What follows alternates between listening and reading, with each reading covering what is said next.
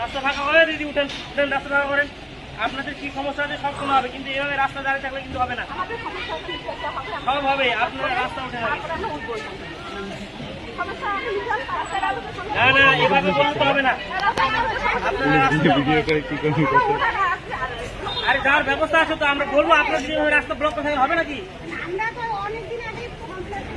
ঠিক আছে, কি সমস্যা আছে সেটা দেখতে হবে। কি সমস্যা আছে সেটা দেখতে হবে। এইভাবে রাস্তায় জাম করে থাকলে তো হবে না।